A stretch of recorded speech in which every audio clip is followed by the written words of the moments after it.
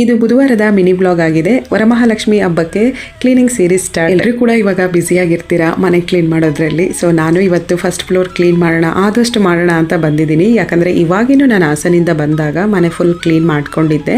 So ಹಾಗಾಗಿ window screen ಏನು ತೆಗಿತಾ ಇಲ್ಲ, ಎಲ್ಲನೂ ನಾನು ಹಾಸನಿಂದ ಬಂದು ವಾಶ್ ಮಾಡಿ ಹಾಕಿದ್ದೆ. ಸಮ್ ಟೈಮ್ ನಾವು ಪಾಸಿಟಿವ್ ಆಗು ಥಿಂಕ್ ಮಾಡ್ತೀವಿ, ನೆಗೆಟಿವ್ ಆಗು ಥಿಂಕ್ ಮಾಡ್ತೀವಿ.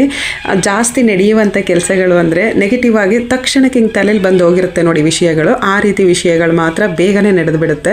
ಸೊ ಏನಕ್ಕೆ ಈ ಮಾತು ಹೇಳ್ತಾ ಇದ್ದೀನಿ ಅಂದರೆ, ಇಲ್ಲಿ ಒಳ್ಳೆ ಬಿಸಿಲು ಮತ್ತು ಪಿಲ್ಲೋಗಳನ್ನು ತಗೊಂಡೋಗಿ ಒಂದು 2 ಗಂಟೆ ಕಾಲ ಆಚೆಲಿ ಒಣಗಾಕೋಣ ಅಂತ ಅಂದ್ಕೊಂಡೆ. ಏನೇ ವಾಕ್ಯೂಮ್ ಕ್ಲೀನರ್ ಯೂಸ್ ಮಾಡಿ ನಾವು ಬೆಡ್ ಕ್ಲೀನ್ ಮಾಡ್ಕೊಂಡ್ರು ಬಿಸಿಲಲ್ಲಿ ಒಣಗಿಸಿದಷ್ಟು ತೃಪ್ತಿ ಸಿಗೋದಿಲ್ಲ ಒಂಥರ. ಸೊ ನಾನು ಆ ರೀತಿ ಯೋಚನೆ ಮಾಡಿಕೊಂಡು ಇನ್ನೇನು ಬೆಡ್ಡೆಲ್ಲ ತೆಗೆದು ಬಿಸಿಲಿಗೆ ಹಾಕೋಣ ಅಂತ ಅಂದ್ಕೊಳ್ಬೇಕಾದ್ರೆ ಒಂದು 5 ನಿಮಿಷ ತಲೆಯಲ್ಲಿ ಪಾಸ್ ಆಗಿದ್ದು ನನಗೆ.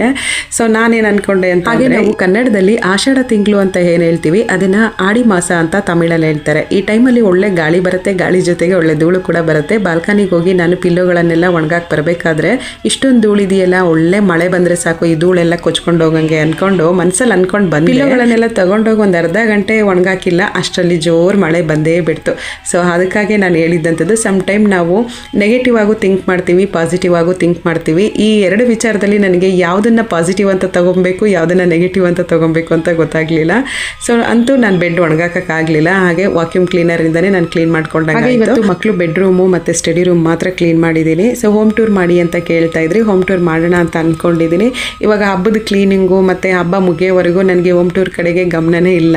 ಯಾಕಂದರೆ ಇನ್ನು ಕೆಲಸಗಳಿರುತ್ತೆ, ಖಂಡಿತ ಎಲ್ಲರಿಗೂ ಲೇಡೀಸ್ ಗೊತ್ತೇ ಇರುತ್ತೆ ಅಂತ ಅಂದ್ಕೊಳ್ತೀನಿ. ಏನೇನು ಕೆಲಸ, ಹಾಗೆ ಪೂಜೆ ಪ್ರಿಪ್ರೇಷನ್ನು, ಇನ್ನು ಹಬ್ಬಗಳು ಸ್ಟಾರ್ಟ್ ಆಗುತ್ತೆ. ಈ ಟೈಮಲ್ಲಿ ಸ್ವಲ್ಪ ಬ್ಯುಸಿಯಾಗಿರೋದ್ರಿಂದ ಇವಾಗಿಗೆ ಹೋಮ್ ಟೂರ್ನ ಮಾಡೋಕ್ಕಾಗೋದಿಲ್ಲ.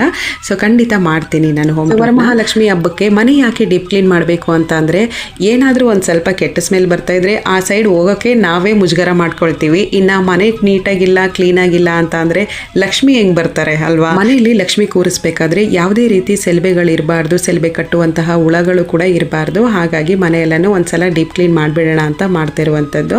ಸೊ ನಾನು ಈ ರೀತಿ ಅಂದ್ಕೊಂಡಿರೋದು. ಬೇರೆಯವ್ರ ಅಭಿಪ್ರಾಯ ಹೇಗಿರುತ್ತೆ ನನಗೆ ಗೊತ್ತಿಲ್ಲ. ಕಬೋರ್ಡ್ ಎಲ್ಲ ಕ್ಲೀನ್ ಮಾಡಿ ಮಕ್ಕಳು ಬಟ್ಟೆಗಳನ್ನೆಲ್ಲ ಆರ್ಗನೈಸ್ ಮಾಡಿ ಯಾವ ಬಟ್ಟೆಗಳು ಬೇಡ ಅದನ್ನೆಲ್ಲ ಎತ್ತಿಟ್ಟಿದ್ದೀನಿ, ಯೂಸ್ ಮಾಡ್ಕೊಳ್ಳೋರಿಗೆ ಕೊಟ್ಟರಾಗುತ್ತೆ ಅಂತ ಹೇಳಿ. ಬಟ್ ಬಟ್ಟೆಗಳನ್ನು ಕೊಡಬೇಕಾದ್ರೆ ಚೆನ್ನಾಗಿರೋ ಬಟ್ಟೆಗಳನ್ನು ಕೊಡಬೇಕು, ಹರಿದಿರೋ ಬಟ್ಟೆಗಳನ್ನು ಕೊಡಬಾರ್ದು. ಮಕ್ಕಳು ಬಟ್ಟೆಗಳನ್ನು ನೋಡ್ತಾ ಇದ್ರೆ ಎಷ್ಟು ಬೇಗ ಮಕ್ಕಳು ಬೆಳೆದ್ ಬಿಟ್ರಪ್ಪ ಅಂತ ಅನ್ಸುತ್ತೆ. ಮಕ್ಕಳು ಬಟ್ಟೆ ಹಾಕಿ ಹರಿದಿರೋದ್ರಕ್ಕಿಂತ ಇಟ್ಟಿ ಹಳೇದಾಗಿರೋದು. ಹಾಗೆ ನಾನು ಅನ್ಸಿಕನ್ ಗೌನ್ ಆಗಿರ್ಬೋದು, ಗಾಗ್ರಗಳಾಗಿರ್ಬೋದು, ಅದನ್ನೆಲ್ಲ ಈ ರೀತಿ ದೊಡ್ಡ ದೊಡ್ಡ ಬ್ಯಾಗ್ಗಳಲ್ಲಿ ಹಾಕಿಟ್ಬಿಡ್ತೀನಿ. ಯಾಕಂದರೆ ರೆಗ್ಯುಲರ್ ಆಗಿ ನಾವೇನು ಯೂಸ್ ಮಾಡೋದಿಲ್ಲ, ಯಾವುದಾದ್ರೂ ಫಂಕ್ಷನ್ಗೆ ಯೂಸ್ ಮಾಡೋದ್ರಿಂದ. ಸೊ ಈ ರೀತಿ ಇಡೋದ್ರಿಂದ ಕಬೋರ್ಡಲ್ಲಿ ಸ್ವಲ್ಪ ಸ್ಪೇಸ್ ಸಿಗುತ್ತೆ, ಮತ್ತು ಬೇರೆ ಬಟ್ಟೆಗಳನ್ನು ಕೂಡ ಆರ್ಗನೈಸ್ ಮಾಡಿ ಇಟ್ಕೊಬೋದು. ಸೊ ಹಾಗಾಗಿ ಈ ರೀತಿ ಬ್ಯಾಗ್ನ ಯೂಸ್ ಮಾಡಿ. ವರಮಹಾಲಕ್ಷ್ಮಿ ಹಬ್ಬದ ಕ್ಲೀನಿಂಗ್ ಇನ್ನೂ ಕಂಪ್ಲೀಟ್ ಆಗಿಲ್ಲ. ನೆಕ್ಸ್ಟ್ ಬ್ಲಾಗಲ್ಲಿ ಕಂಟಿನ್ಯೂ ಮಾಡ್ತೀನಿ. ಸಿಗೋಣ ಮುಂದಿನ ಬ್ಲಾಗಲ್ಲಿ. Thank you.